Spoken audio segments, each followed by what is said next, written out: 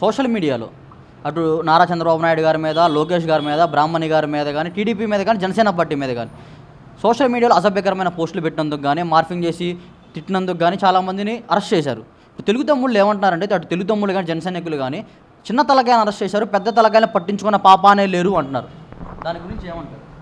ఈ సోషల్ మీడియాలో వైఎస్ జగన్మోహన్ రెడ్డి ప్రభుత్వం వచ్చిన తర్వాత దీన్ని ఒక స్కూల్లా తయారు చేశాడు.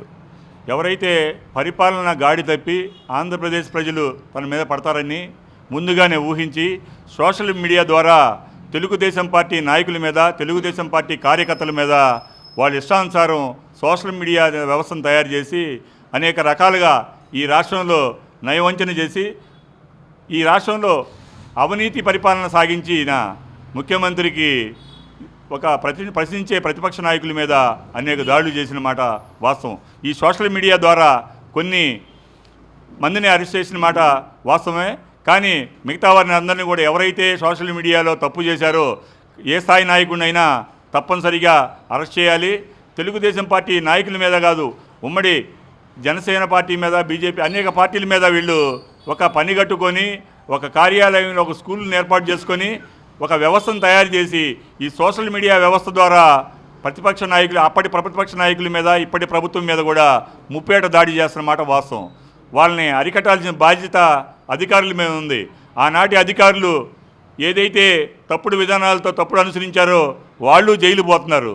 ఈరోజు ఏదైతే తప్పుడు విధానాలతో సోషల్ మీడియాలో ప్రకటనలు ఇచ్చి సోషల్ మీడియాలో తెలుగు ఉన్నది ఉన్నట్లు, ఏ పార్టీలో ఉన్నా ఎవడైనా సరే ఉన్నది ఉన్నట్లు మాట్లాడండి, తప్పు లేదు. కానీ లేనిది ఉన్నట్టు, ఉన్నది లేనట్టు ఈ సోషల్ మీడియా ద్వారా అనేక ఆరోపణలు చేస్తూ అనేక అవినీతిని నిజాయితీని అవినీతిగా ఈ సోషల్ మీడియా ద్వారా కొంతమంది వ్యక్తుల్ని ఒక ఉద్యోగ రూపంలో ఇచ్చి వాళ్ళని ఈ వ్యవస్థను తయారు చేసి అనేక రూపాల్లో తెలుగుదేశం పార్టీ నాయకుల మీద, కార్యకర్తల మీద వైసీపీ ప్రభుత్వం, ఆనాటి ప్రభుత్వం, ఇప్పటి నాయకులు చేస్తున్నమాట వాస్తవం. వాళ్ళందరినీ అరెస్ట్ చేయాలి తప్పనిసరిగా.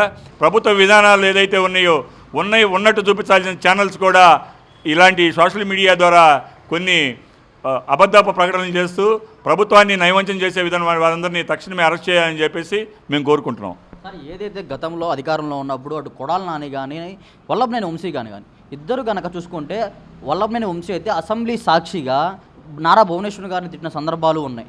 అదేవిధంగా కొడాల నాని గారు కనుక చూసుకుంటే కొడాల నాని గారు చంద్రబాబు గారి మీద అసభ్యకరంగా ఒక రెస్పెక్ట్ ఇవ్వకుండా కూడా మాట్లాడిన సందర్భాలు ఉన్నాయి. కానీ ఎందుకు ఈ ప్రభుత్వ రంగాల్లో వాళ్ళు పట్టించుకున్న పాపాన లేదు, వాళ్ళ మీద కేసులు నమోదని ఎందుకు వాటి మీద తదుపరి విచారణ ముందుకు వెళ్తలేదంటే ఏం చెప్తారు? ఈరోజు పారిపోవచ్చు, ఈరోజు దాక్కోవచ్చు. వాళ్ళు చట్టం ముందు ఎప్పుడు నేరస్తులుగానే మిగిలిపోతారు. తప్పనిసరిగా వాళ్ళని అరెస్ట్ చేసి ప్రభుత్వం తీరుతుంది. ఎవరైతే నేరం మోపబడిందో ఆ నాయకుడిని వదిలిపెట్టే ప్రసక్తే ఉండదు. కొడాలి నాని లాంటి వాడి నిష్టానుసారం నోరు పారేసుకొని చంద్రబాబు నాయుడు గారిని, లోకేష్ బాబు గారిని, మా భువనమ్మ తల్లిని మాట్లాడిన మాట వాస్తవం కదా. కొంత టైం పట్టవచ్చు, కానీ వాళ్ళు ఎక్కడికి పోరు. ఏ మూలం దాక్కున్నా, ఏ అవినీతి పరుడైనా, ఏ నేరస్తుడైనా వదిలిపెట్టే ప్రసక్తే లేదని చెప్పేసి తెలియజేస్తున్నాం. ఈ వీడియో నచ్చితే లైక్ చేయండి. అలాగే మా ఛానల్ ని ఫస్ట్ టైం కనుక చూస్తున్నట్టయితే ఇప్పుడే సబ్స్క్రైబ్ చేసుకుని పక్కనే ఉన్న గంట సింబల్ ని యాక్టివేట్ చేసుకోండి. అప్పుడే మేము పెట్టే ప్రతి వీడియో మీకు నోటిఫికేషన్ గా వస్తుంది. అలాగే ఈ వీడియో పూర్తిగా చూసినందుకు ధన్యవాదాలు.